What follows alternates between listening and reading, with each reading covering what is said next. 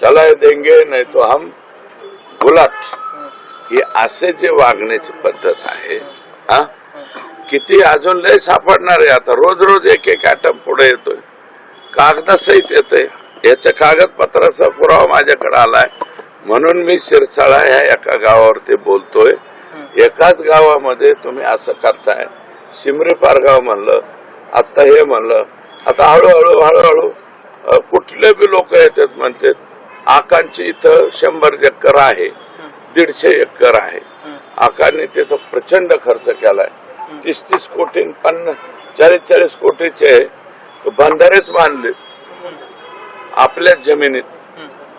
हे इतकं कुठून आहे या 5 वर्षात? एवढं कुठून आलं? आणि आम्ही आपलं त्यांचं बघत असतात बा. रश्मिका मंडाना, परत ते कोणती हिरोईन ती लय नाचते बा जास्त, हा लय कंबर राहिली तिथे, सपना चौधरी. हा असे इव्हेंट बघायचे यांचे. इव्हेंट मॅनेजमेंट पॉलिटिक्स ज्यांना कोणाला भविष्यात करायचं असेल तर त्यांनी परळीला यावं, तिथं शिक्षण घ्यावं आणि ते शिक्षण घेऊन संपूर्ण देशामध्ये त्याचा प्रसार करावा. सपना चौधरी, रश्मिका मंडाना, अजून काय माझ्या नवीन नवीन प्राजक्ता माळी. हा प्राजक्ता माळी सुद्धा आमच्या इकडे येतात बर का. हे सगळं जर काही बघायचं असेल तर, चित्रपट नवीन कुणाला काढायचा असेल तर अशा मोठ्या ज्या विभूती आहेत, विभूती म्हणतो, अशा मोठ्या विभूती त्यांच्या तारखा, त्यांच्या डेट्स कशा कशा पद्धतीने मिळतात, काय होतात. प्राजक्ता ताई सुद्धा आमच्या इथं येतात. त्या पण आलत्या का इथं? हा, तर याच्यासाठी जर अतिशय जवळचा पत्ता तुम्हाला सापडायचा असेल तर तो आमच्या परळी पॅटर्न जो आहे, परळीचा हाही एक पॅटर्न आहे. हे असं गायरान जमिनीवर पूर्ण ताबा घ्यायचा, बगलबच्च्यांनी घ्यायचा. 300 विटभट्ट्या. आणि मी विनंती करणार आहे, हे वाळू टरकलेत असं ऐकायला आलंय हाऊस मध्ये बोलल्यापासून, परंतु आता राख माफिया कधी टरकणार? राख माफिया सुद्धा फार मोठ्या प्रमाणात परळीत आहेत. एका गाडीला कोणाचा तरी टोल, आपण रस्त्याने जाताना टोल भरतो ना, जिजिया कर. प्रत्येक राखेच्या गाडीच्या माग कुणाचा तरी, पूर्वी जिजिया कर ऐकला, कोणते कोणते कर ऐकले आपण, सर्व कर ऐकले. आता टोलचा हा ऐकला तर जी राखेची गाडी तिथून निघेल त्या प्रत्येक राखेच्या गाडीवरती XYZ कुणाचा तरी टोल होता. तो टोल देता देता सुद्धा बेजारी लोकांची झालेली आहे. आताही जेव्हा कलेक्टर आता उद्या परवा जॉईन होत आहेत, कलेक्टरांना मी सांगणार आहे की ते तिथलं राखेचे जे काय गोड गंबाले ते बंद करा. हे कुणीतरी दररोज कोट्यवधी रुपयामध्ये त्याची उलाढाल होईल असे ते व्यवसाय आहेत. आणि नियमाप्रमाणे असतील तर आमचं म्हणणं नाही, परंतु इल्लीगल गैरमार्गाने आम्हाला हे द्या नाही तर मग तुमची गाडी तिथं नाही, असं जे चाललेलं आहे ते कृपया थांबवावं अशी आमची विनंती. राज्यामध्ये 2 ठिकाणी सरपंचावर हल्ले झालेत, उरण आणि तुळजापूरमध्ये. सरपंचावर पेट्रोल टाकून जाळण्याचा प्रयत्न झालाय. कुठेतरी या महाराष्ट्रामध्ये आता सरपंच खतरे मी आहे असं म्हणतात. त्या ज्या घटना घडल्या असतील कदाचित टेक्निकल बी असतील. ही घटना जी घडलेली आहे त्याचं आणि याचं साम्य होऊ शकत नाही. हे फार भयानक भयानक आणि भयानक. याला वर्णनच कोणतं करावं? गदी माडगुळकर वगैरे असे काही आता नाही राहिलेले, त्यांच्या भाषेत याचं वर्णन केलं तर फार बेकार वर्णन होईल असं मला वाटतं. हा, पुढे घ्या. उद्या मोर्चा होणार आहे, त्याच्या अनुषंगानं काही भेट घेतली का, संवाद साधला का, आणि तुम्ही सहभागी होणार आहात का? मी कालच सांगितलं मोर्चात सहभागी होणार, आमचे लोक होणार आणि आम्ही नाही म्हणजे हे जर सहभागी नाही झालो तर चपलाने मार कोणाचे खायचे आम्ही उद्या लोक जोडे आणतील ना. जो नाही यायचं ते नका काय ना, याच्यात आम्हाला काय करायचं. इतरांना जर वाटलं आम्हाला यायचं नाही तर येऊ नका, मी मात्र येणार. काल धनंजय मुंडे असं म्हणाले की माझं राजकीय आणि सामाजिक करिअर संपवण्यासाठी हा डाव सुरू असल्याचा त्यांनी टीका सुद्धा केली. धनो भाऊ, मी कालच सांगितलं मुंबई तकच्या कार्यक्रमामध्ये की आपलं विमान 60,000 खाली आणा. तुम्हाला राजकारण सुसायला लागले, तुम्हाला पालकमंत्रीपद दिसायला लागले, तुमचं पालकमंत्रीपद तुम्हाला लखला. अरे बाबा परत हो पालकमंत्री बर का. आमचं लेकरू मेले त्याचे अर्थ किंकाळी आम्ही मांडतोय आणि त्याचे जे आरोपी आहेत ते पकडण्याचा प्रयत्न करतो. कशाचा पालकमंत्री, कुठून आणलाय बाबा ही जत्रा आणि माझा घेरलंय मला आमक केलं. तुला कोणी घेरलं बाबा, आम्ही कशाला घेरू. ते तुमचं राजकारण चालू द्या तिकडं. राजकारणाचा विषय आहे का हा, कोणी एका जातीपातीचा धर्माचा विषय आहे का. सगळेच लोक आता ते बीडची बैठक जी झाली ती राजकीय बैठक झाली का. ते सर्व समाज एकत्र येऊन बरं का, याच्यामध्ये वंजारी समाजाचे लोक उद्याच्या मोर्चात सहभागी होणार नाहीत का. होणार आहेत, सगळे लोक सहभागी होणार आहेत. मग सहृदयी जेवढे माणसं आहेत ते बी होतील. तुमचे फक्त फेसबुक व्हॉट्सअप वरती गरळ ओकणारे लोक फक्त सामील होणार नाहीत.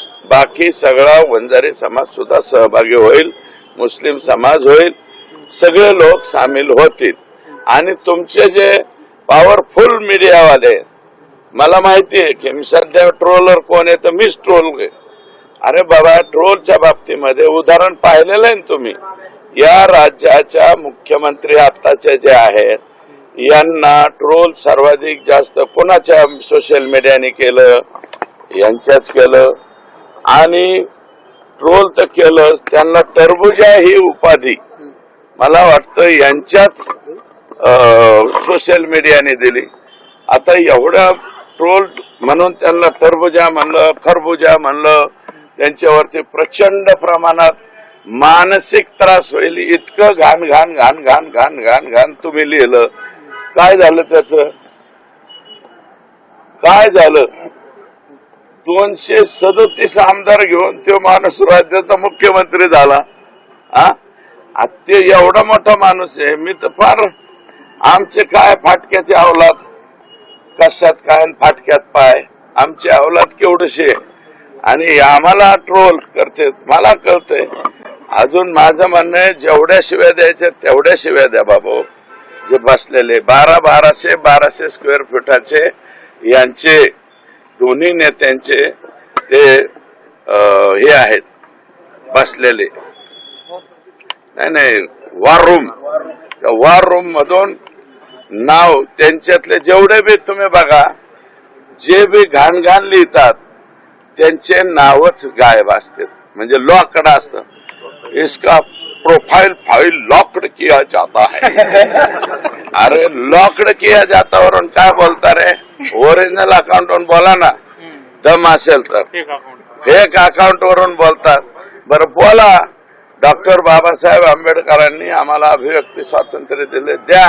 आणि मी तुम्हाला एक सांगतो, म्हणजे माझ्या लाईफ मध्ये मी असल्या याला भावच दिलेला नाही. मी गोपीनाथरावांच्या हाताखाली काम केलंय. त्यांनी मला सांगितलं होतं, सुरेश एका कानाने ऐकायचं दुसऱ्या कानाने सोडून. किती कमेंट वाईट आल्या वाचायच्याच नाही. वाचल्यावर वाईट वाटतंय ना, कमेंटच वाचायचं नाही. काय फरक पडतो. 4-2 दिवस लिहिते कटाळते ना. आणि आजचा सोशल मीडियावरचा राग उद्याच्याला विसरून जात असतो. त्याच्यामुळं कोण काय वेडं वाकडं लिहितंय, कोण काय करतंय आणि ह्याच्यातून वाचलंय कोण. देशाच्या पंतप्रधानाला ट्रोल केलं जातंय, देशाच्या म्हणजे अमित भाईंना ट्रोल केलं जातं. आमच्या मुख्यमंत्र्यांना तर ट्रोल करण्यामध्ये सर्वाधिक जास्त नंबर त्याच बिचाऱ्याचा लागला.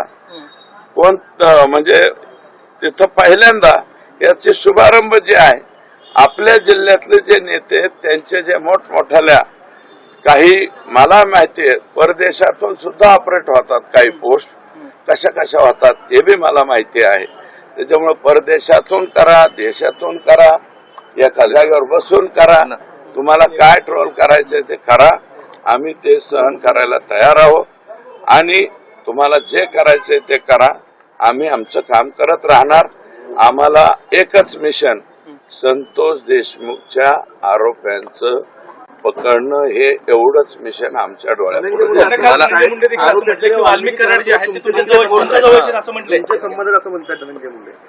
माझे कसे संबंध आहेत, मधुर, अमधुर, सुमधुर, कसे संबंध सांगितले पाहिजे ना. मधुर संबंध, सुमधुर संबंध. ते तुलना स्वतःची करतात, माझी जसे ऐका, संबंध तुमचे. एक मिनिट ऐका. राजकारणामध्ये तुम्ही पण माझे मित्रच होते ना, परंतु मित्र म्हणून तुम्ही वागत असताना त्याची तारीख सांगाल, कागद आहे माझ्याजवळ, उद्याच्याला सांगेल ना लोकांच्या पुढं कोणत्या तारखेपासून तुमचे आणि माझे संबंध चांगले राहिले नाही ते मी सांगेल. आणि मी आता कलेक्टर साहेबांकडे चाललोय बरं का. ही 5 वर्ष हे आणि 5 वर्ष 2014च्या नंतर जेवढ्या DPDC झालेल्या आहेत यातला 70% निधी एका मतदारसंघाला गेलेला आहे आणि 30% आम्ही सिंपल पेंडुलम, बीड, आष्टी, गेवराई, माजलगाव आणि केस 30 तुमच्या वाट्याला आणि 70 त्यांच्या वाट्याला. 30 म्हणजे दुसरीच 30 नका समजा. पुढे बोला. अमोल मिटकरींनी असं म्हणलंय की सुरेश देशमुख तरी सुपारी घेऊन हे आरोप करतात. त्यालाच अनुसरून की तुमच्या पोटामध्ये पोटसूळ होतं, एवढ्या मताची लीड घेऊन तुम्ही विजयी झालात आणि तुम्हाला मंत्रिपद मिळालं नाही. मात्र मुंडे घराण्यामध्ये दोघांना मंत्रिपद मिळालं म्हणून तुम्ही सगळं करताय. अमोल पटकरी फार लहान आहे बरं का. माझी त्याला एकदा विनंती, अमोल तू कुणाच्या बी नादीला या रगेलच्या नादी लागू नको, तुला लय महागात पडेल. मी आता एकदा त्याचं ऐकून घेतो, वडिलकीच्या नात्याने त्याला समज देतो. तुझं कुणीकडे बी दुकान चालव, माझ्यावर दुकान चालवू नको, तुझं अवघड होईल. चाल.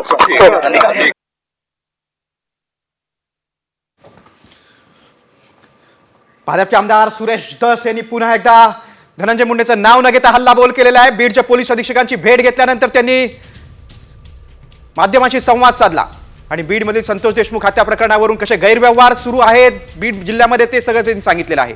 वाळू माफिया टरकलेत, राख माफिया कधी टरकणार असा सवाल देखील सुरेश धस यांनी विचारलाय.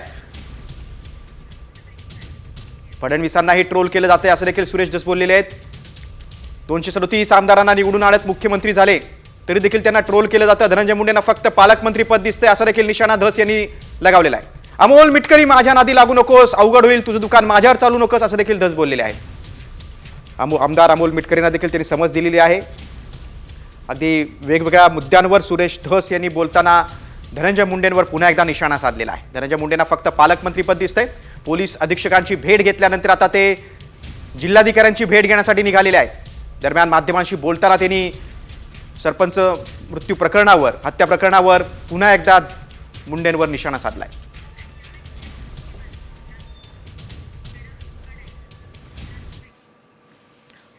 बीड नंतर आता वळूया आपण पुढच्या बातमीकडे. बातमी आहे लातूरमधली. बीडमधील मस्साजोग इथल्या सरपंच संतोष देशमुख हत्या प्रकरणावरून राज्यातील वातावरण चांगलंच तापलंय. जवळजवळ सर्व स्तरातून या घटनेचा निषेध केला जातोय. आता या घटनेविरोधात लातूर जिल्ह्यातील रेणापूरमध्ये आक्रोश मोर्चाचं आयोजन करण्यात आलं होतं. रेणापूर तालुक्यातील 50 पेक्षा जास्त गावातून नागरिक या आक्रोश मोर्चात सहभागी झाले. रेणापूर इथल्या श्रीराम विद्यालय ते तहसील कार्यालय असं या आक्रोश मोर्चाचं आयोजन करण्यात आलं. विविध सामाजिक संघटनांनी या मोर्चात सहभाग घेतला. या मोर्चात संतोष देशमुख यांची मुलंही या मोर्चामध्ये सहभागी झाली होती. या मोर्चाच्या मार्फत रेणापूरचे तहसीलदार मंजुषा भगत यांना मागण्यांचं निवेदन देण्यात आलेलं आहे. देशमुखांच्या मारेकऱ्यांना अटक करा अशी मागणी सर्वांची होती.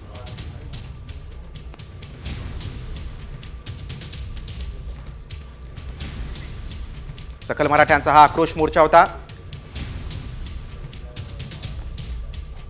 रेणापूरचे तहसीलदार मंजुषा भगत यांना मोर्चानंतर मागण्यांचं निवेदन देण्यात आलं. मुख्य म्हणजे या मोर्चामध्ये संतोष देशमुख यांची मुलं देखील सहभागी झाली होती.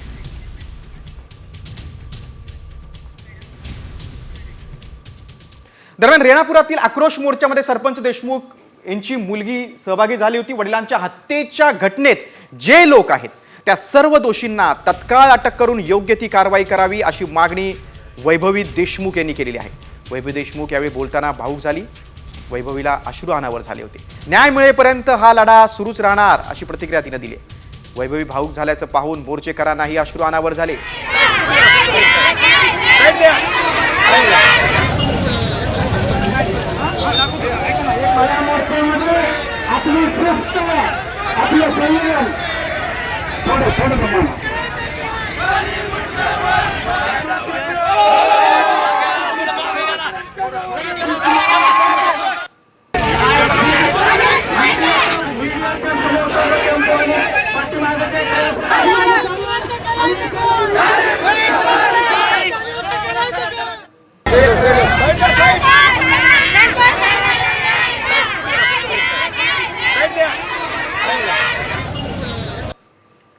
माझे वडील मुक्ती म्हणजे जे दारू व्यसन करतात त्यांना सुद्धा त्या व्यसनातून मुक्त करत होते. आणि असेच तुम्ही आमच्या पाठीमागे राहा. न्याय मिळूस तर नाही तर नंतर सुद्धा तुम्ही असेच आमच्या पाठीमागे राहा, आमच्या सोबत राहा, एक कुटुंब म्हणून. आज ज्याप्रमाणे आमचे छत्र हिरावून घेतले, मला असं वाटतं की हे छत्र दुसरे कोणत्याही मुलामुलीचे किंवा जी आज वेळ आमच्या कुटुंबावर ती वेळ कोणत्याच कुटुंबावर येऊ नये. आणि माझ्या वडिलांच्या बद्दल सांगायचं म्हणलं तर ते एक समाजसेवक होते. त्यांनी आजपर्यंत सगळं म्हणजे जे केलं ते समाजासाठीच केलं. त्यांनी आमच्या कुटुंबाकडे कसलंच लक्ष दिलं नाही. लातूरमधल्या बातमीनंतर आता वळूया पुढची बातमी उरणमधून. उरण तालुक्यातल्या पागोटे गावात धुडगूस घालणाऱ्या गावगुंडांवर आता कोर्टाच्या आदेशानं गुन्हा दाखल करण्यात आलेला आहे. मात्र अजूनही गावगुंड मोकाट आहे, त्यांना अटक करण्यात आलेली नाही. माझा संतोष देशमुख होण्याची वाट पाहताय का असा संतप्त सवाल आता पागोटे गावचे सरपंच कुणाल पाटलांनी केलेला आहे. गावगुंडांच्या दहशतीमुळे ग्रामस्थ कमालीचे घाबरलेत. उरण तालुक्यातील मस्साजोगच्या वाटेवर जाण्याची भीती देखील व्यक्त होते. पागोटे गावचे नागरिक न्याय कधी मिळणार असा प्रश्न आता विचारतायत.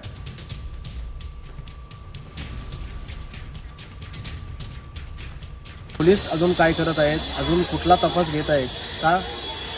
जसा बीडमध्ये सरपंचावर जो हल्ला झाला आणि त्याचा जीव घेणे आणि त्यांचा मृत्यू झाला, असा उरण तालुक्यातलं कुणाल पाटील मी माझ्यावर माझी वाट पाहत आहात का अशी माझी विनंती आहे पोलिसांना का लवकरात लवकर त्यांना अटक व्हावी.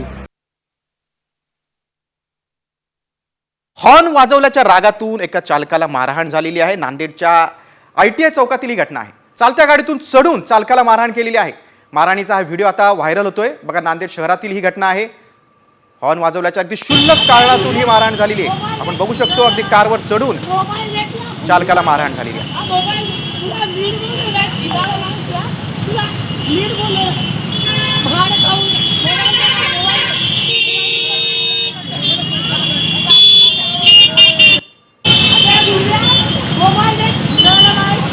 नांदेड शहरातील ITI चौकातील ही घटना आहे.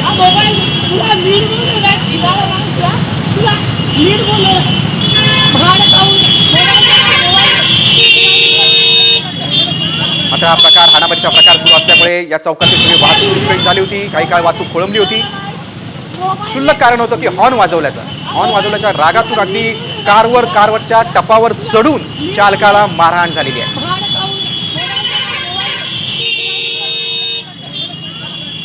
आपण अधिक माहिती घेऊ. आमचे प्रतिनिधी संजय शिवरवंशी आपल्यासोबत आहेत. संजय, आपण बघतोय दृश्यामध्ये अगदी कारच्या टपावर चढून मारहाण झालेली आहे. पोलिसांनी काय ताब्यात घेतलंय का त्याला? निश्चितच त्या नांदेड शहरातील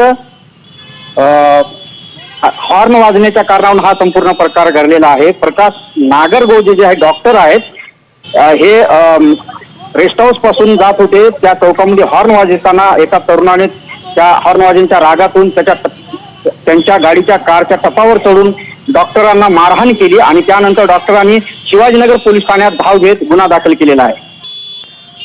संजय, मारहाण करण्याचं नाव काय समोर आलंय? मारहाण करणारा तरुण जे आहे सध्या त्या घटनेच्या ठिकाणाहून पसार झालेला आहे. अद्याप त्याचा शोध पोलीस घेत आहेत. संजय, तुम्ही सविस्तर माहिती दिलीत त्याबद्दल धन्यवाद. घटना घडल्यानंतर ज्यांनी मारहाण केली तो मात्र पळून गेलेला आहे. पोलीस आता शोध घेत आहेत. मात्र एका डॉक्टरलाही मारहाण झालेली आहे. या प्रकरणी आता नांदेड शहरातील शिवाजीनगर पोलीस ठाण्यात तक्रार देखील संबंधित डॉक्टर नागर गोजे यांनी दाखल केलेली आहे. पुढची बातमी आता धाराशिवमधून. बीडच्या मस्साजोग प्रकरणानंतर तुळजापूरच्या मेसाई जवळगा गावच्या सरपंचावर देखील अगदी जीवघेणा हल्ला झालेला आहे. सरपंच नामदेव निकम यांना पेट्रोल टाकून जाळण्याचा प्रयत्न करण्यात आलाय. अतिशय धक्कादायक घटना ही धाराशिव जिल्ह्यातील. यामध्ये नामदेव निकम आणि त्यांचा भाऊ जखमी झालेला आहे. गाडीच्या काचा दगड्यानं फोडून पेट्रोल टाकून पेटून देण्याचा धक्कादायक प्रकार घडलाय. रात्री 1 वाजता हा सगळा भीषण प्रकार घडलाय. पवनचक्कीच्या वारातून हल्ला झाल्याचा प्राथमिक अंदाज आहे. तर संपूर्ण घटनेची आता योग्य चौकशी करण्याची कुटुंबियांची मागणी. या प्रकरणात पोलिसांनी 4 अज्ञात आरोपींविरोधात तुळजापूर पोलीस ठाण्यात गुन्हा दाखल केलाय. धाराशिव जिल्ह्यातील अशी गुंडागर्दी आता चालणार नाही, कठोर कारवाई करू असा इशारा पोलीस अधीक्षकांनी दिलाय.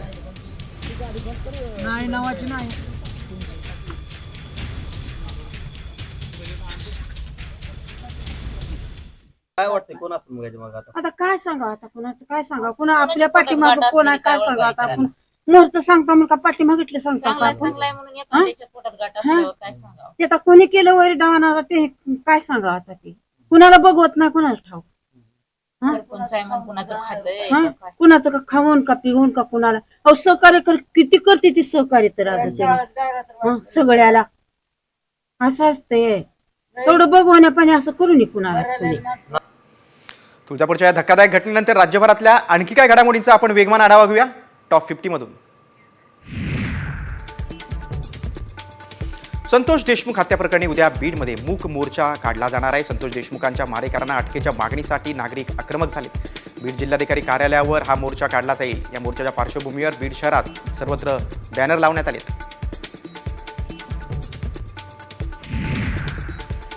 आमदार सुरेश धस यांनी धनंजय मुंडे यांचं राजकारण संपवण्याची सुपारी घेतल्याचा आरोप आमदार अमोल बिटकर यांनी केलाय. बीडच्या मस्साजोग प्रकरणावर त्यांनी सुरेश धस यांच्यावर टीका केली. सुरेश धस मंत्रीपद न मिळाल्यानं टीका करतायत असं देखील बिटकर यांनी म्हटलंय.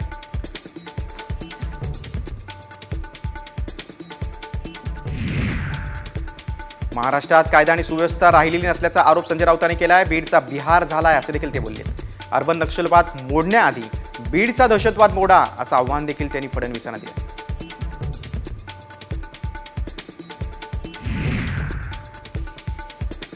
राजगुरुनगर शहरातील 2 महिलांच्या हत्याकांड प्रकरणाचे पडसाद आज राजगुरुनगर शहरात दिसले. आंदोलकांनी पुणे नाशिक महामार्ग रोखून धरला होता.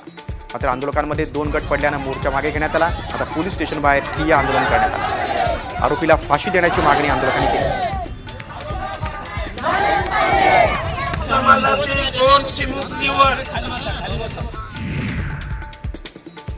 सतीश वाघ यांचं अपहरण करून हत्या केल्यानंतर आरोपींनी भीमा नदीत हत्यार टाकल्याचं समोर आलंय. पोलिसांना सुगावा लागू नये म्हणून आरोपी नवनाथ गुरसाळे आणि त्याचा साथीदार आतिश जाधव या दोघांनी मिळून हे कृत्य केलं.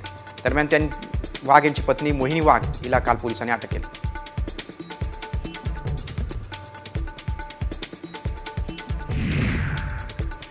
परभणीच्या राहता शहरात आंबेडकरी अनुयायांचा भव्य मोर्चा निघाला. अमित शहा यांच्या वक्तव्याचा निषेध करण्यासाठी हा मोर्चा काढण्यात आला होता. यावेळी काळे कपडे परिधान करून मोठ्या संख्येनं आंबेडकरी अनुयायी सहभागी झाले.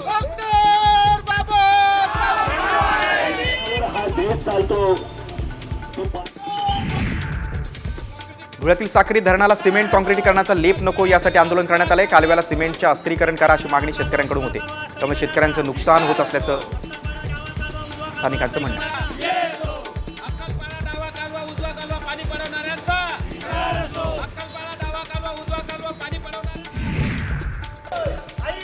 कुडाळ तालुक्यातील नेरूळ कलेश्वर देवस्थान स्थानिक सल्लागार उपसमितीच्या मनमानी कारभाराविरोधात आता ग्रामस्थांनी आंदोलन केलं. पश्चिम महाराष्ट्र देवस्थान समिती कार्यालयासमोर 1 दिवसाचं लाक्षणिक उपोषण केलं. हुकुमशाही, मनमानी आणि बेकायदेशीर पद्धत अवलंबल्याचा आरोप सल्लागार उपसमितीवर ग्रामस्थांनी केला.